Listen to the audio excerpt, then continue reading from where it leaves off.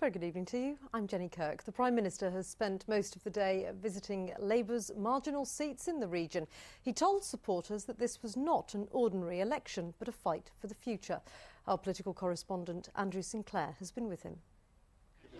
Great to see you. It's great to be here. He's on the back foot, but he certainly isn't giving up. The Prime Minister sweeping through the region today, promising to keep campaigning until the very end. Every minute, every hour, in the wind, in the rain, in the sun. In Lowestoft and Great Yarmouth, he and his wife went on a brief walkabout. Hello, how are you? Nice to see you. I'm fighting for my life because I am fighting for the future of this country. In Ipswich, he fired up Labour Party activists. An opinion poll today suggests that 40% of voters in marginal seats still haven't decided how to vote. And that's what this is all about. Labour believe there is still everything to play for. I want to get around the country over the last few days of this campaign to explain to people we've taken the tough decisions. We've been through a global financial recession. I understand that people know this has not been an ordinary time, but we have got the plan for the future. The opinion polls, though, suggest that people aren't being won over by your message. I think what's happening is that people are taking time to make up their mind. Meanwhile, the Conservatives were stepping up their campaigning. The Shadow Health Secretary just down the road at Ipswich Hospital, with a promise to cut down on bureaucracy. We've got a service where the number of managers in the last year was rising 5 times as fast as the number of nurses. You know, the priorities are wrong. We've got to change that and focus on delivering the best quality care for patients. And the Shadow Chancellor, who we filmed in the region the other week, was today in Essex. The Conservative Party chairman continued his tour of the region with a visit to Northampton. The Prime Minister was accompanied around the region by the entrepreneur Duncan Bannatyne, who also laid on the helicopter to get them about. All the seats he visited today are held by loyal supporters and close friends. Here in Basildon, he campaigned on behalf of his former parliamentary private secretary, Angela Smith. With all of them under threat, they will have appreciated the Prime Minister's help. But will it have been enough?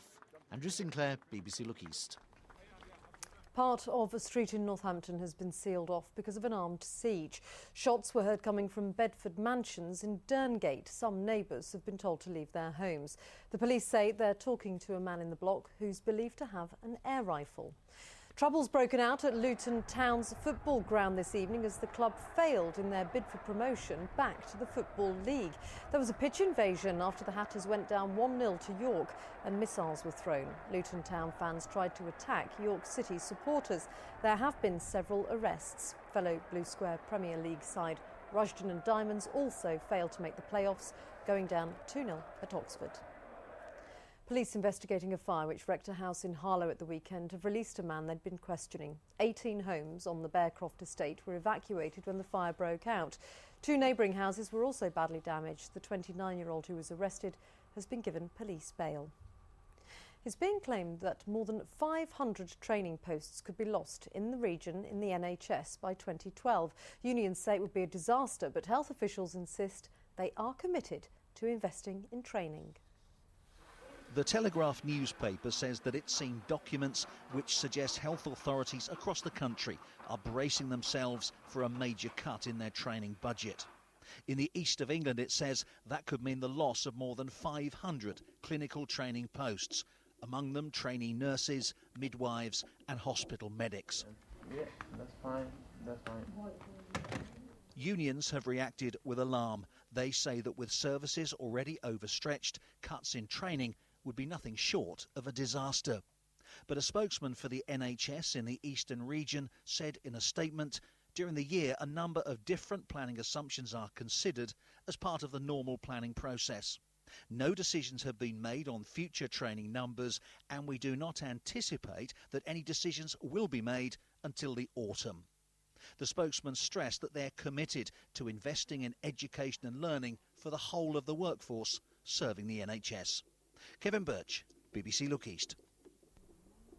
Police have issued CCTV footage of a gang who attacked a man with a knife in Bedford. It happened in Tavistock Street early on the 10th of April. The victim tried to fight back and suffered knife wounds. Police are trying to identify the attackers. A man killed in a crash in Cambridgeshire this week has been formally identified. He was Simon Bendel from Isleham, a tutor at Cambridge Regional College. Drivers were stuck in tailbacks for several hours on the A14 after the accidents. And talks are to continue between Peterborough City Council and taxi drivers after they called off a threatened strike at the weekend. The drivers claim some minicabs have been illegally touting for business. 200 of the city's black cab drivers had threatened to refuse to pick up late night fares in protest.